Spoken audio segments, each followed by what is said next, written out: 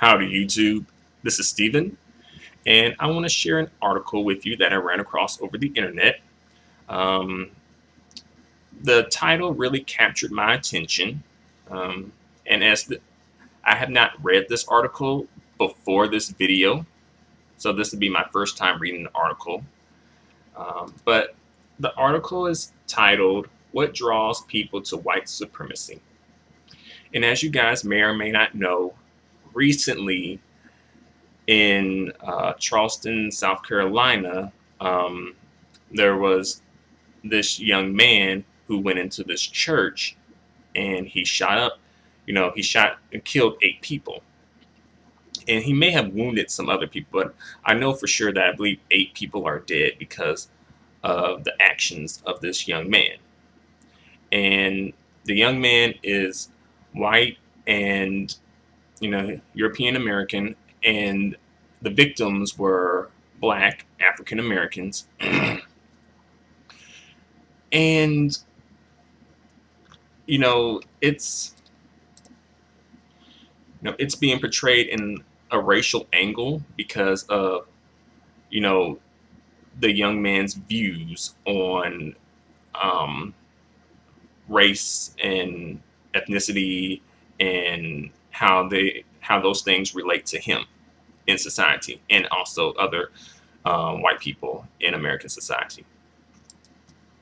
So what I'm going to do is read through the article and give my thoughts and opinions, as I usually do. So here I go. All right. What Draws People to White Supremacy by Stephen L. Carter. And I retrieved this article from DelawareOnline.com. So thanks a lot to that website for posting this article, and as well thanks to the author of this article. All right. In the wake of news reports that Dylan Roof, the suspect in this week's horrific massacre at Charleston's Emmanuel African Methodist Episcopal Church, had become attracted to the ideology of white supremacy, I decided to make a virtual one, to that world. Okay, so the author of this article pretty much decided to try and kind of like do some research on white supremacy, which, jumps back to the title, what draws people to white supremacy. And I think the author is trying to find out what is the allure of white supremacy. All right, next. I came away shaken by the experience. This is a preliminary analysis based on visits to 7 sites, a couple of them difficult to track down. I'll write later with more detail. For now, I want to record some general impressions. Note that there are no links, no site names, and no direct quotes here. As regular readers know, I am pretty nearly a First Amendment absolutist. So I don't believe the supremacist message should be squelched. That doesn't mean it's my job to make their message easy to find. Fair enough, definitely. So basically, the author, Stephen Carter, is not going to give out any links, any names, any direct quotes, because he doesn't want to further support white supremacy, and, I can't blame him for that. And let's see, next.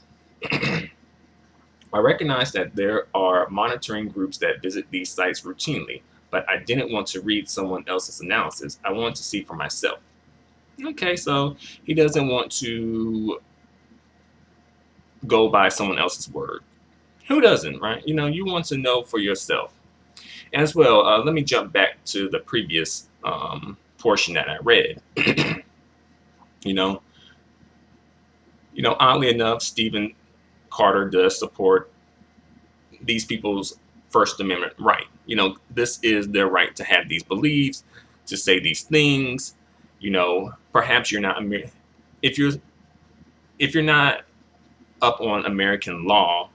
The First Amendment is basically like the right to free speech, so you can say whatever you want. It doesn't protect you from the backlash of saying whatever you want are the repercussions of that, but you can say it more or less. You can.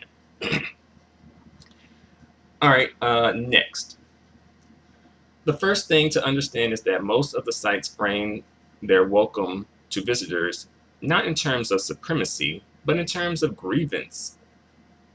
To those who are suffering, they offer succor. Never heard of that word. Succor. Succor. But basically help or assistance. Okay, learn something new every day. Let's see. To those who are outcast, they offer an explanation. The white race is being oppressed and is in danger of extinction. Those feelings of being left out, they suggest, are being intentionally fomented. Every other race is encouraged to celebrate itself. Whites are encouraged only to feel guilty about themselves. They are blamed, the sites say, for all the world's ills. Okay, now we're getting into the meat and potatoes of this article. All right, so the way that these sites come, display their message and kind of recruit people is, not necessarily coming off as a supremacist, like come and be a part of the white supremacy, movement. It's more like a grievance, like, hey, we're here for you. We want to help you. You feel outcast. You don't feel like you belong in society. The author also states that on the websites, the people who run these websites feel that the white race is being oppressed and is in danger of extinction. And my personal opinion is that I don't believe that the white race is in danger of becoming extinct. I don't believe that it is being oppressed. By and large, I don't believe that white people are being oppressed. And just because, look around, by and large, not really,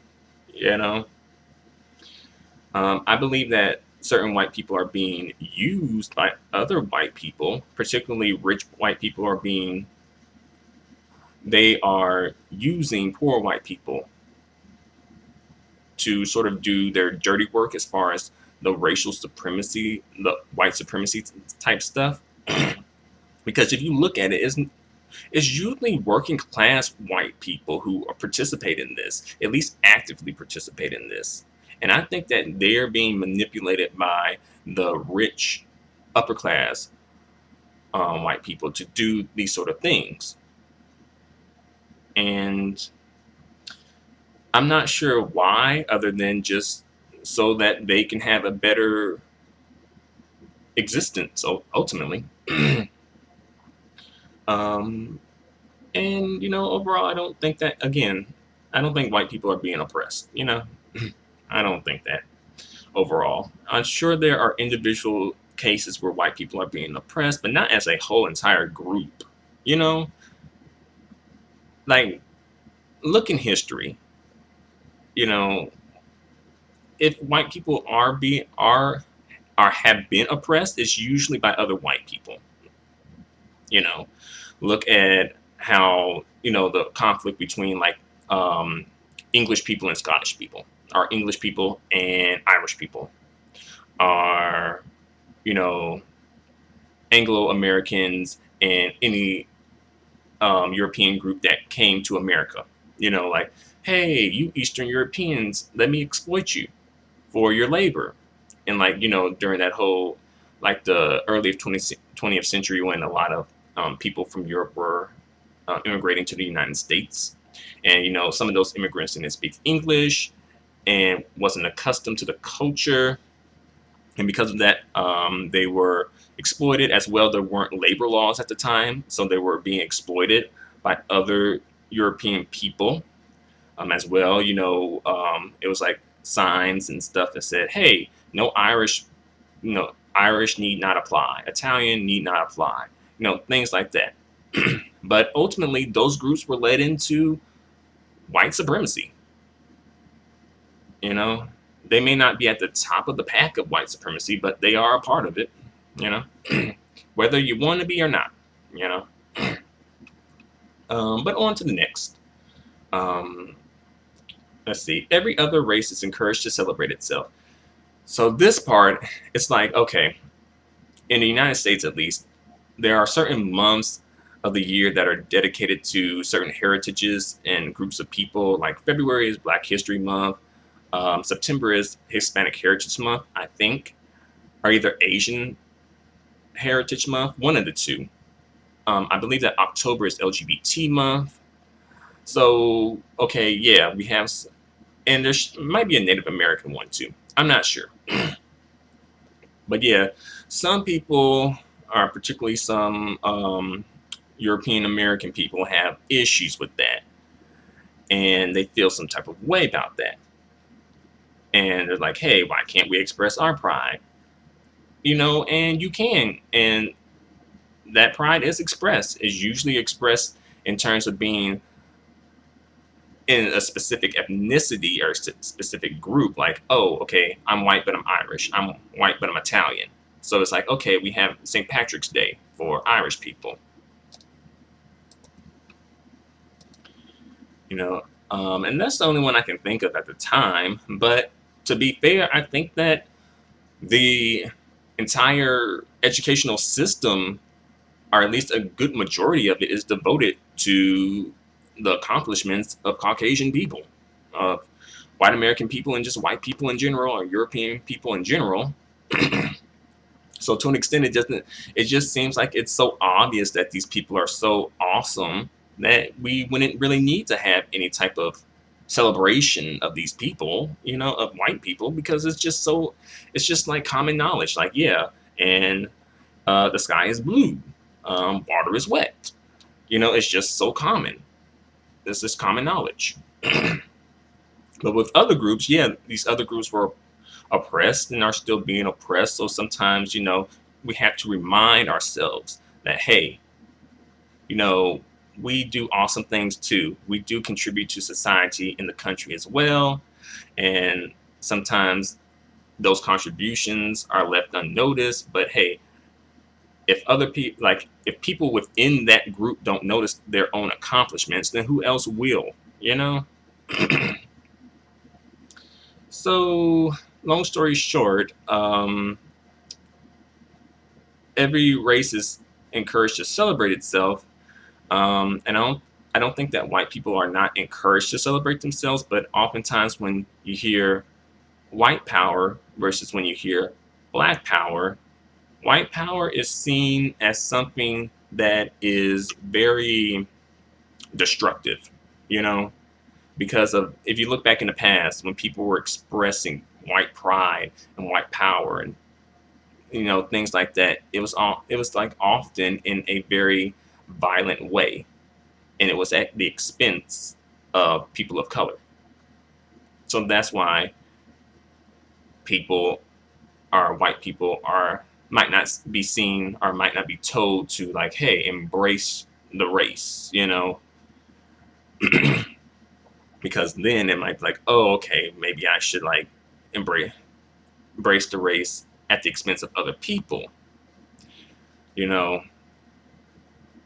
I know I'm a bit jumbled there, but I think you can understand where I'm getting at. All right, the next thing the author said is whites, well, on the websites that he looked at, it said whites are encouraged only to feel guilty about themselves. They are blamed, the sites say, for the world's ills. Okay, and I think this is the part where, you know, some people are going to have some opinions where it's like, hey, I didn't do that, you know, and that's true. Like, particularly white people, like, hey, you didn't do that. That is true. You were not a part of that. But unfortunately, people still feel that this is being perpetuated, and you know, they have good reason to feel that way. That this stuff is still being perpetuated, and you know, it's just that, okay, you're not a part of it, but you benefit from it. So what am I supposed to do about it? Am I supposed to just sit around and just accept that you benefit from it, while also you're able to benefit from it, but also not be held guilty for it, you know? And I don't think it's about putting white people on a guilt trip as much as it is trying to, awaken them and shake them and, take some accountability and responsibility um, for what you have inherited. And as well, also just to kind of awaken some, white people and have them to be sort of an ally against this type of behavior, because oftentimes people within a social group can check people within the same social group better than other people outside of the social group. For example, if a black person is complaining about racism, white people will probably not want to hear it or might not be as open to it as, say, when a Caucasian person or a white person is complaining about that same racism that the black person is complaining about. White people are more apt to listen to white people because they are part of the same social group. And the same with all social groups. So, you know, oh yeah, the author also mentions they are blamed, the sites say, for all the world's ills. And, I think that comes into play because of colonization. Um, and to be fair, there were conflicts before colonization. That is true. But however, colonization did not help at all. You know, in all the countries that were colonized, I don't think there is one story of like, oh, these people came and they were so nice to us. They treated us with so much respect and, treat us as their equals and, really helped us build our country. I don't think there's any stories of that or any stories like that. It's more like, hey, these people came in and changed our culture, caused division between different groups within our culture, things like that. And, as it's been mentioned before, and you may have heard this, once upon a time, the sun did not set on the British Empire. And what that means is like the British Empire had so many different colonies throughout the world that the sun always shined on one of their colony, on like one of on somewhere, on something that their own on something that the British Empire owned. The sun was always shining on something because they owned so much throughout the world. So that's why oftentimes I think Caucasian people or white people are often blamed for the world's ills. And it's not totally fair, but I can see why people would make that argument.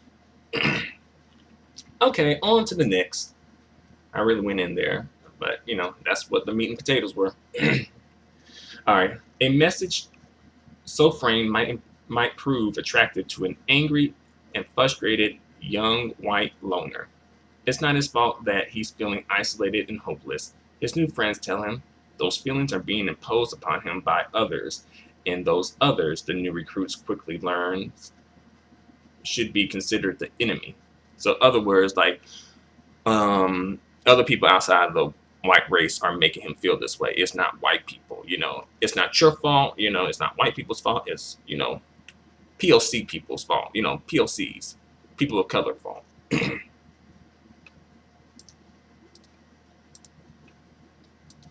All right, next. Here, however, things get a little murky. Although there is much talk of war, the means are not specified, and the enemy is not always explicitly named. White liberals often come in for more vituperation than members of other races. Yeah, I never heard of the word vituperation.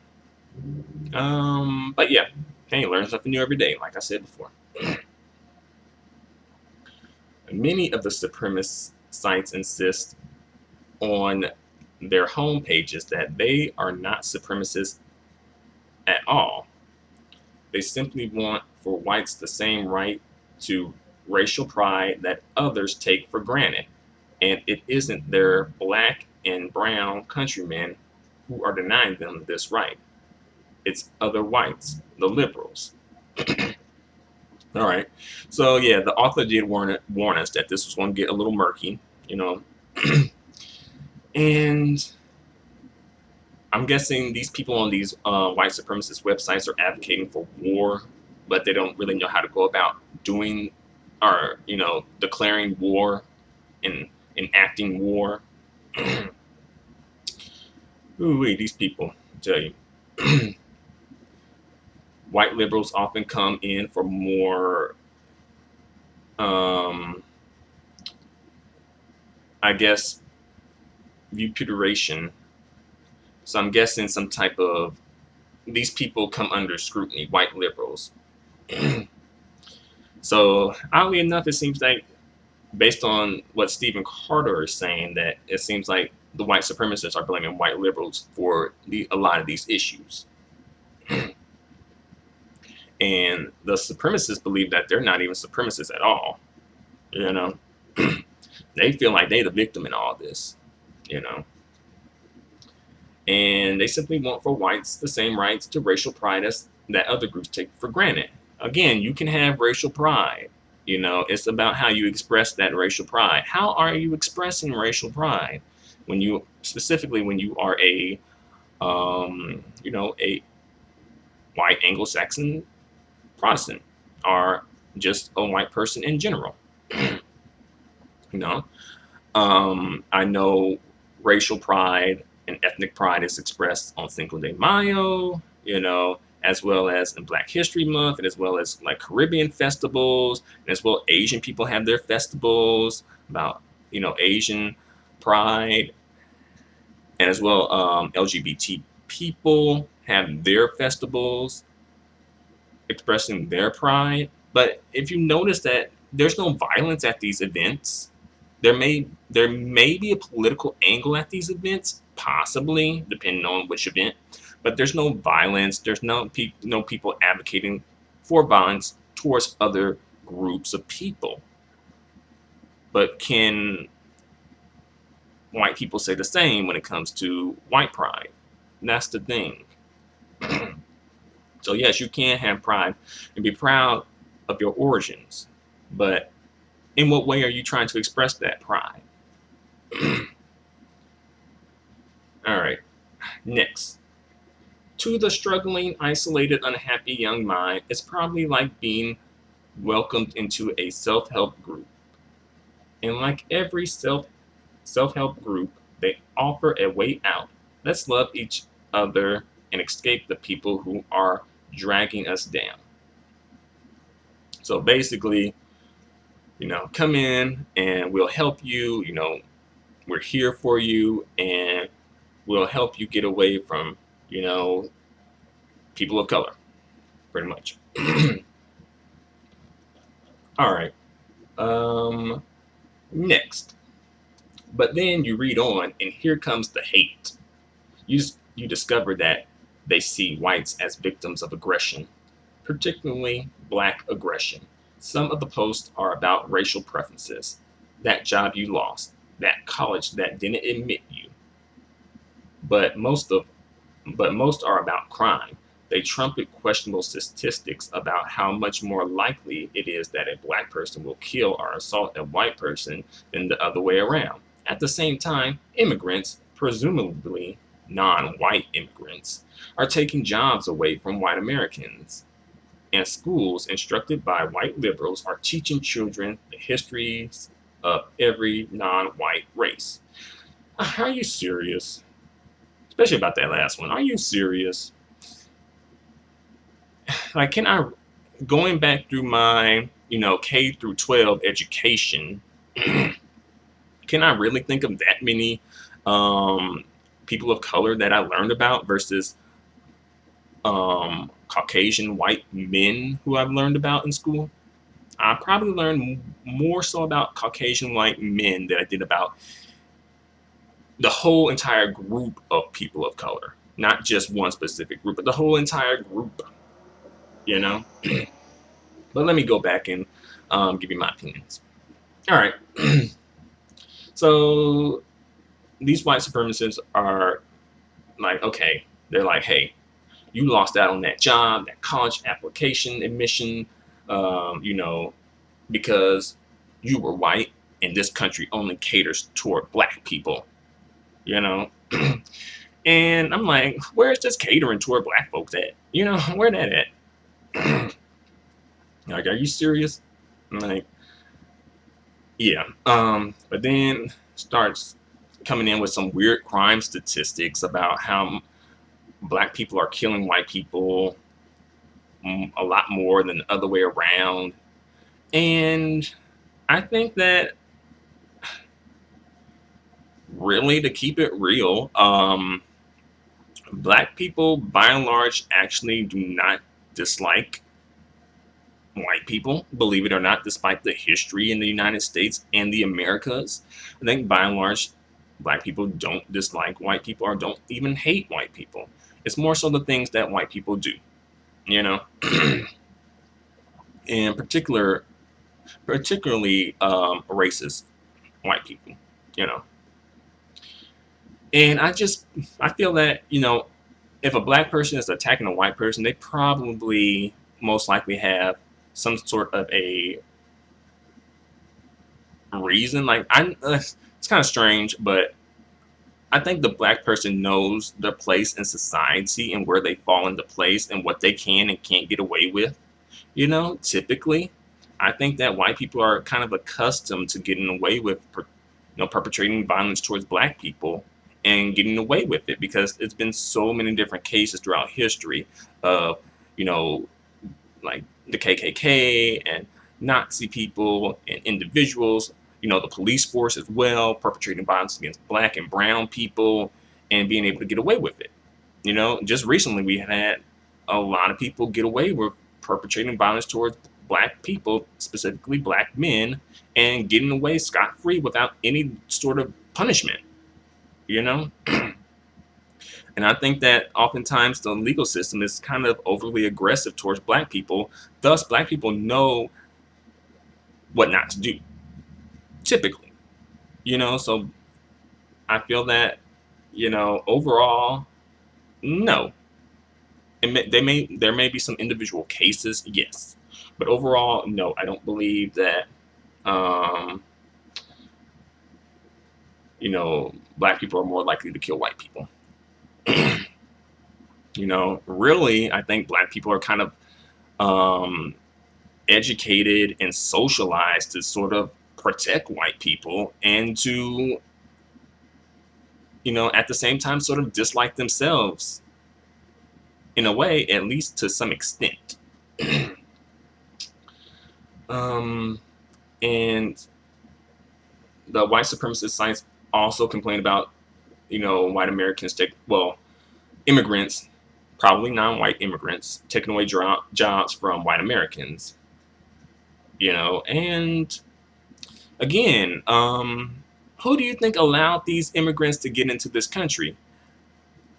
Ultimately, white people, because these immigrants, I don't know if they are referring to like illegal immigrants or just immigrants in general. But as far as like, you know, undocumented, I'll say undocumented immigrants, as far as they're concerned, the powers that be let those people in. You know, they let them in because they are a very cheap labor force. You know, and I believe that yes, the lower class does suffer from that. You know, the working class does suffer from that. However, the people who are ultimately in charge of letting them in are Caucasian white people. You know. As far as the legal immigrants are concerned, usually legal immigrants are usually like really educated anyway. A lot of times they're really educated. They've gone to school for years to become like doctors or other, you know, high-ranking or, you know, white-collar positions. And oftentimes we have to recruit people from out of the country to do certain jobs, like, you know, very math and science oriented jobs because we just aren't training people within our country to do those jobs. But again, ultimately, white people are responsible for the illegal and legal immigration. Who we take on, who we don't take on, ultimately. And as well, I don't, and as far as like illegal or undocumented immigration is concerned, we, oftentimes we're so critical of the undocumented immigrants. And, myself included, I probably have been critical at one point or another. Keep it real. Yeah. However, if you notice, like, look at the way that most of those undocumented immigrants look. They're brown people. Like, these people are often discriminated against within their own countries. They're put at like the lowest rung of society. And this is like their way to sort of find some success for themselves. And they're not even being that successful, you know? But being an illegal immigrant is in the United States is unfortunately probably better than their position within the societies where they came from, you know?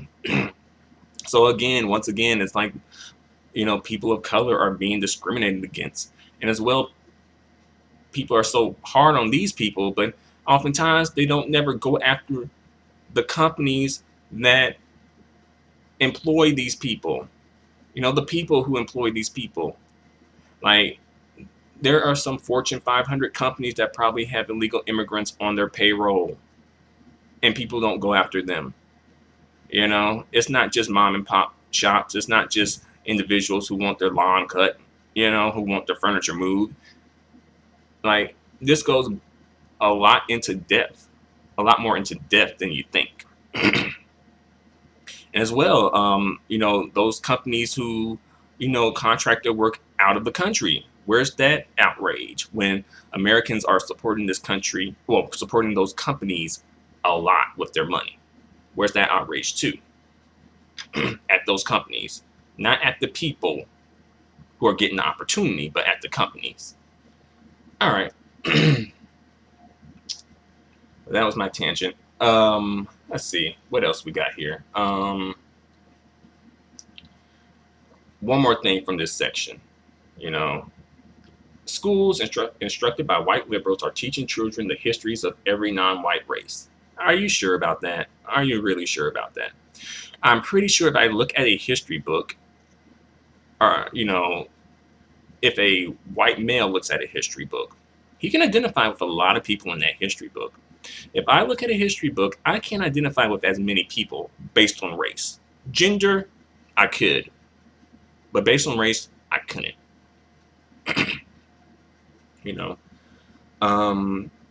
I think, the winners write history. Have you guys heard of that phrase? The winner are the winners write history. In many instances, white people have been the winners. So they have written history. And the way they've written history is they've sort of been able to highlight things they want to highlight and ignore things they don't want to be known. So I just don't know how someone could, feel this way. I don't know how they could feel this way. Because I know there's people of color who feel this way. And probably, they have a valid point, the people of color who feel this way. And learn the histories of every non-white race? Really? So what you know about Africa then? What you know about Africa? What you know about Asia? What you know about, the Americas before Columbus entered? What you know about Australia before European settlers came? The Middle East? Right. Yeah. Know an awful lot about them, huh? All right. Next. Probe more deeply into the forums, and you'll find that all the racist nonsense that the Charleston shooters was allegedly shouting, right down to the claim that black men are routinely raping white women. You don't have to search hard to find female commentators who say they joined up precisely because they had been victims of assaults by black perpetrators.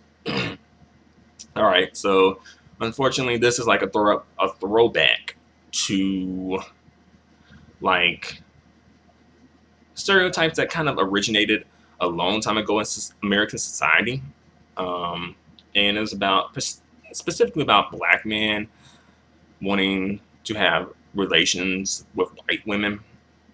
But oddly enough, no one ever brings up the fact that white women, scratch that, white men have had relationships with black women through rape, and didn't even take care of those kids a lot of the times, and no one ever brings up that fact, you know. And again, I feel like there are a lot of there are more interracial relationships than there are there are more interracial relationships now than there have been before, particularly between black men and white women. And I think that's like part of the reason why that is just because that particular relationship was so stigmatized and so shamed and taboo that I think it sort of created some type of like, hey, I want to do that. You know, it's kind of like, the whole story of like Adam and Eve being in the Garden of Eden and God saying, don't touch this tree or don't eat the fruit from this tree. And I think like, oh, wow, there's something that I can't do. So I want to do it. But, again, I don't think that black men are by and large raping white women, you know, and there have been stories of consensual relationships between black men and white women who people view as raping. They view that as that. But I think that's oftentimes just particularly white men sort of like, okay, white folk know they rape black women, or white men know they rape black women, so they're thinking, okay, like, what's going to happen? Like, are they going to try to rape our women? So they're trying to kind of like, I want to phrase this correctly. Like, they want to try and prevent that from happening as well. When it comes to the women of a particular race, people want to protect their women, you know. And unfortunately, I think that, you know, the protection of white women has come at a cost, for other social groups. um, but I'm pretty sure, like, I just think that right there, I just don't think that is true by and large. And as well, I would think that the legal system would totally like lock the black man away and throw away the key or something like that.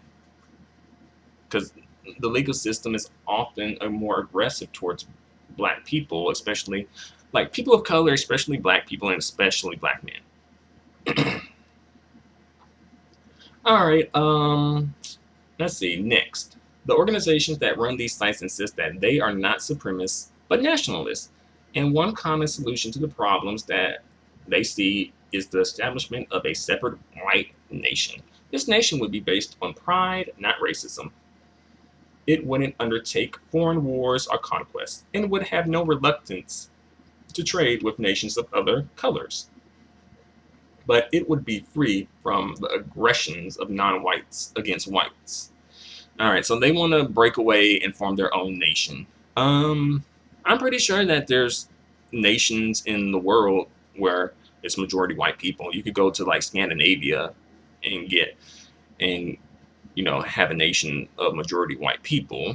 Um, but I guess they maybe want a nation that is totally white. And I believe that they believe that that's going to solve all their problems. That once we have a nation full of white people, there's going to be the end of all social ills, and that's just not the case. Keep it real. It's just what's going to happen is that there's going to be a new stigmatized group within whiteness, and it's probably going to be the people with the least amount of money, you know, and that will be the new stigmatized group, and people will, um, be more aggressive towards them and say, you're the reason why we have these problems in society that we do have now. And that's when the problems start to come up that you thought were, going to disappear once you, purge people of color, or, separated yourself from people of color. um, and I don't buy that they're not going to participate in wars and conquest. I don't think that's true. Um, and they wouldn't have any reluctance to trade with other nations. I kind of buy that one. I do buy that they would have no reluctance to trade with other nations of colors, because it ain't about friendship. It ain't about being buddy buddy. It's just about business. So yeah, you're gonna do business with someone because that's gonna be in your benefit. So you want to clap on the, you want a cookie for that? Not for me. And it would be free from the aggressions of non-whites against whites. Well, everyone's white, so yeah, you would be free from non-white aggression. I don't think aggression is the white, the right word, but you would be free from non-whites if you had an all-white nation. Yes, but you would not be free from aggression. All right. Next, the details of the separate white nation are hotly debated. African Americans would be excluded, obviously. Some say that Asians would be welcome to join because they are not anti-white aggressors. Others cite old World War II atrocities and say no. Some insist that Latinos too could come along, provided they are not Hispanic supremacists. All right. So, okay, they want an all-white nation, but they're willing to accept some people who aren't black, and if you're Asian or Latino or whoever, I would not suggest you join this all-white nation, because they're just going to flip this all around at one point or another and start blaming you for the ills of society. That's just what's going to happen. It's going to be like, oh, all these Asian people are doing X, Y, and Z. All these Latinos are doing A, B, and C. And ultimately, this attitude right here speaks to kind of like the hierarchy of race, where it's like, Asians and Latinos are kind of viewed better than black people,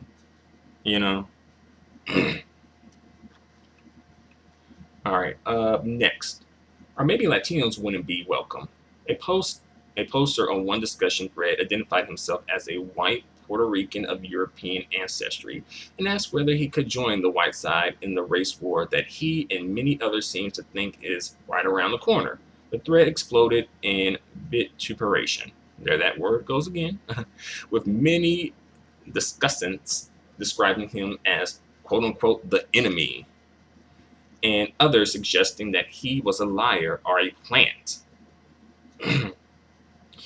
And that is sort of a theme that I've seen come around here too, or I've seen come into play too, because Latino and Hispanic, those terms are more associated with ethnicity and culture versus biological race.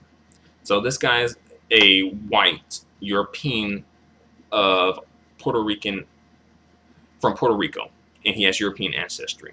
So he would technically be white, but people often view people from Latin America as being brown. So he may be white, but he's viewed as brown. So,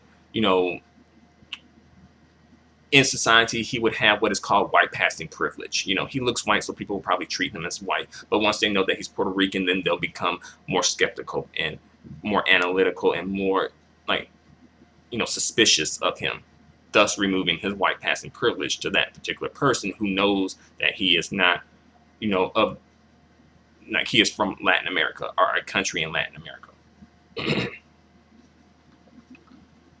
And you know, it's strange that this white Puerto Rican of European ancestry wants to join, but then again, it's not strange because yeah, white people colonized in the island that is now Puerto Rico. Spaniards, they did that. And yeah, there's discrimination against POCs in Puerto Rico, even though people by and large see Puerto Rico as a country of POCs, people of color. um, let's see. Next. So the answer to his question would seem to be no. He cannot be a part of it. At the same time, although these sites are usually described by the monitoring groups as far right, or at least one of them seems proudly to accept the title paleo-conservative, their politics are complicated. Mostly, the groups like to describe themselves as neither of the left nor the right, but above the political fray. So they're like, we're not Democrats, we're not Republicans, blah blah blah. The sites often link to commentary by mainstream conservative activists, but not conservatives alone. On foreign policy, the links are more likely to be liberals who think that the U.S. bends too far toward Israel in the Middle East. Yeah, because Israel people are Jewish, and they're like, ill Jewish people, why we have to support them. And what about us, blah, blah, blah. Indeed, it's particularly instructive to examine the approach to Israel, and by extension to Jews, because the sites do not seem to draw a clear distinction. Zionists, we are told, have too much power in the U.S. foreign policy. The Obama administration is shot through with them. And there are passages aplenty where writers seem to hate President Barack Obama more for what they see as his pro-Israel tilt than for the color of his skin. That is strange. I'll tell you that. The U.S. Zionists, for example, are in charge of negotiating the Iran deal and are taking their orders from Israel, which, by the way, they describe as a genocidal state intent on destroying its peaceful Arab neighbors. All right. So now they're getting towards Jewish people. Now they went in on black people and Latino people. Now they're going in on Jewish people. And it's like basically y'all are catering to Jewish people too much in the United States foreign policy. And I'm not sure whether yeah or nay. I'm not really up on my Jewish history or things like that. But I mean, Jewish people, I don't know. I'll skip over that for the time being. Come back to it when I'm better able to express myself. Right. Then there is the economy. Globalization and profit-seeking multinational corporations are destroying the middle class. Economic problems are made by and for the big banks, which incidentally are also ran by and for greedy Jews, as is the mass media. So they're like, people are often blaming the Jews for, what happened as far as the global recession is concerned. And like they did this, they got all the money in their banks, the greedy Jews, blah, blah, blah. But I'm like, there are tons of evidence about greedy non-white Jews. Or scratch that, non-Jewish whites. I mean, look at colonization. That wasn't done out of, hey, let's love our fellow man. It's like, hey, let's exploit our fellow man, for economic gain. And that was pretty greedy, among other things. But for some reason, Jews are often stereotyped as being greedy, cheap, selfish, miserly, that thing. Let's see. The point is that the enemies of the white race are everywhere. Yeah, they're everywhere. Everyone's out to get white people. But if that was true, like, wouldn't it have succeeded by now? I mean, it ain't really that much. There should be more cooperation between people of color, but oftentimes they're not. and people of color are often disconnected with each other, like the black people from the Latinos, Latinos from Asians, etc.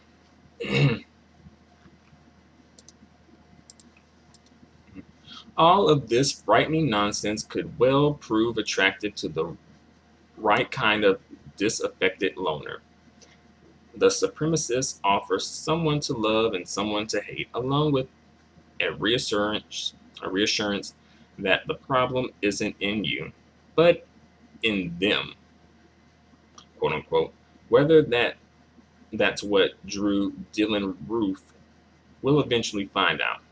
Very likely it's drawing other unhappy young people, even as you read these words. And that's the end of this article. And yeah, this is a very interesting article. You know, it didn't go in as much into depth as I would have liked it to have gone, but it's a good start. It's a good start. But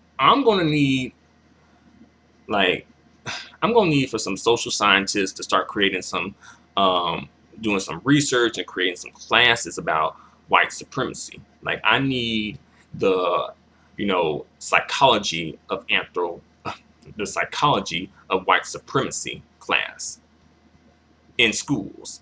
I need the sociology of white supremacy class in schools, in colleges. I need the anthropology of white supremacy class in schools. I need even the economics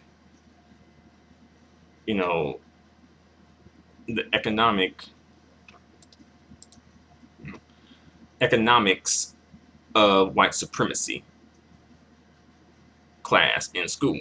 Like I need, and other people need that to be studied in depth, because for some reason that doesn't seem like it's been studied in depth. It seems like that's not talked about, as if that doesn't exist. Like nowhere, I don't think, in my education has people really went in depth about that. Maybe in like African American studies they might go in depth about that, perhaps. But I know that I never really ran across it for the most part. So yeah, I'm gonna need some academic folks to start creating classes about white supremacy and studying it, and possibly even trying to find ways to combat it. I think that it's overdue. It's long overdue. But I've gone on for long enough. This is probably the longest video I've made. I guess I just had a lot to say about this subject. But hopefully you been able to learn something from this video and get something from this video at least. So thanks a lot for watching. Feel free to comment. Feel free to subscribe. Feel free to give me a thumbs up. Your feedback and support are extremely appreciated and extremely valued. Until the next news article analysis, adios and goodbye for now.